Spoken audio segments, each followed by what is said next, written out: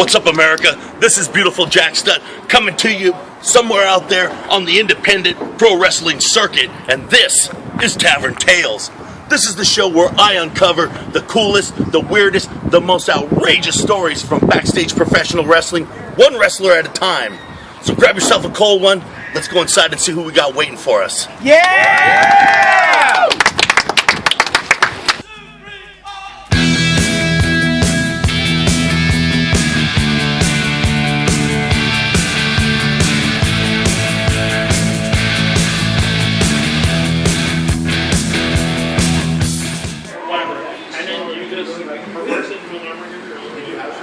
What's up, America? This is beautiful Jack Stutt. We're here in Port Hueneme, California with Dave Marquez, owner, promoter, CEO of Championship Wrestling from Hollywood. Thanks for being on the show, Dave. How you doing? Thanks for coming. Great show. Let me ask you this. What got you interested in being in professional wrestling? Wrestling was just a way to get into television and broadcasting. So, I mean, I was always around wrestling. My family was at the Olympic Auditorium doing stuff, not as performers and as administration.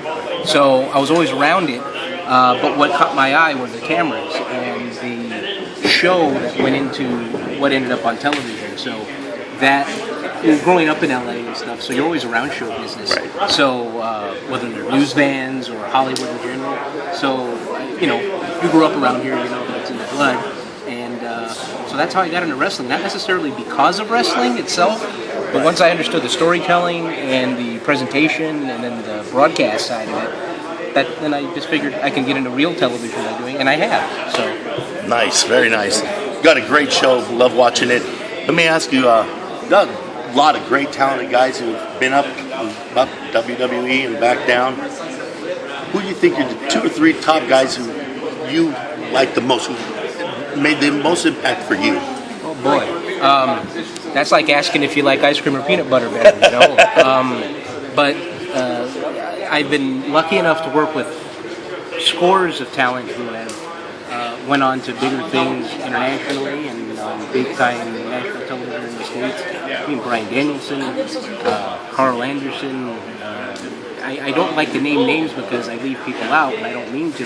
But Mikey Nichols and Shane Hayes at Pro Wrestling Noah right now. Tons and tons and tons of talent. I mean, there's not one in particular or 3 in particular, Willie Mack, whoever, because to me, it's not even, when you're in pro wrestling, you're a pro wrestler and you've achieved your goal, right? You know, and when you have the opportunity to be on big national television, that's beautiful. So, I mean, all the people who have come through here, whether it's a positive or negative effect by the time they've been with us, it's always been a learning experience, even for me, and I'm proud of everybody. And if they've gone through and have achieved that longer goal and wanted to be on the road 200 plus days a year, bringing in a really good paycheck and being big time TV, I've been proud to have allowed them, or I shouldn't say allowed, given them the opportunity to continue that path. And I've always looked at myself as like a conduit. Right. I've never necessarily made people make themselves. But you get help them along but the way. I'm happy to have been able to give an avenue for people to be able to perform. Now, I tell people, for me, the independent scene is like the college football of pro wrestling. A lot of the guys, they know they're not going any farther than this. They do it for the love of doing it. Obviously, you do it for money, you do it for the promotion, but you do it for the love of wrestling too. I don't know. I'm not the biggest wrestling fan. Really? No. I understand it, and I'm good at it in staging and producing. But I think if I didn't understand the production and television side of it, I don't know if it would be. It wouldn't be the same. It wouldn't be the same. It would be just like most shows that are out there. Right. Every time I say I want to get out of it, which is often, there's always a new face that pops up.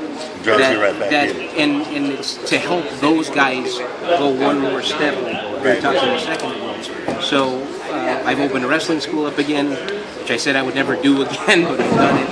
And we have a lot of good young guys in there right now. And I hope to see them flourish like the others have done. But it's not necessarily for the love of professional wrestling, the art of pro wrestling.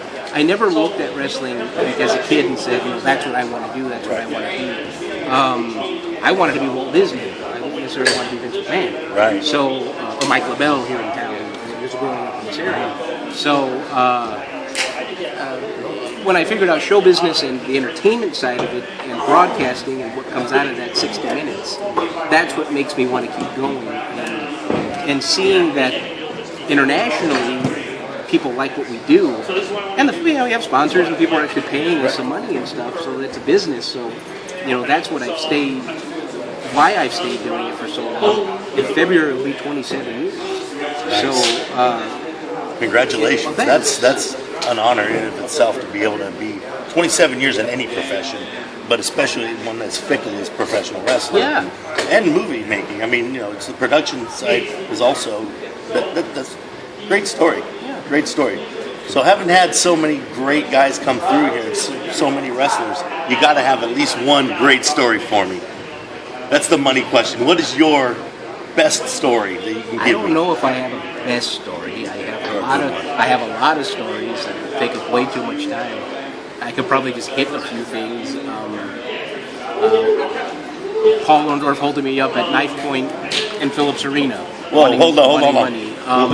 Paul Orndorff, the Mr. Wonderful Paul Orndorff, held you up at ringside. Backstage. Backstage. All right, you got to tell us about that. I was producing the 50th anniversary show for the National Wrestling Alliance at the Phillips Arena in Atlanta. And we did a Hall of Fame induction. And Ric Flair was on that. The WWE pulled him at last minute. Then we honored him later in Texas. But Paul Orndorff showed up. And he said he was booked and he wasn't. And he came wearing house shoes, Levi's, like a Henley type shirt, and in his hand was a very young grandson, and he had a knife. And he said he was going to be booked, and he was there, and he was going to be on the show. So Jim Cornette basically said, who was the MC, he was like, well, you better pay him, or he's going to probably stab you. And I said, okay, we figured it out, and so we inducted him the next year. Nice. And he went out there and did a whole "Hi, how you doing, Atlanta?" and Paul Orndorff, and we gave him a little bit of money, not what he was asking for, and I guess everybody was happy at the end of the day. But that's one of the crazier scenarios. But being held at gunpoint, the 3 times I've been held at gunpoint in pro wrestling, Vampiro has been standing next to me. Puerto Rico, twice in Mexico. That sounds about par for the course.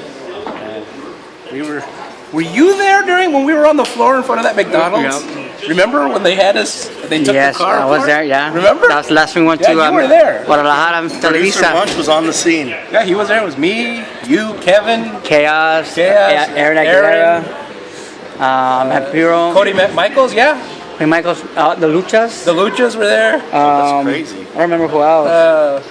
It's all of us. We were all there, and the Federals pulled us over as machine guns. Yep. And put us all on our face in the dirt. And they tore this van apart. Oh shit! That's before the war started. Yeah, before the drug wars in Mexico. Ruben was there. Yeah. Ruben. Wilder than any story that I've had. Dave, thank you so much for being on the show. America, that's Tavern Tales for this time. Be safe. We'll see you next time.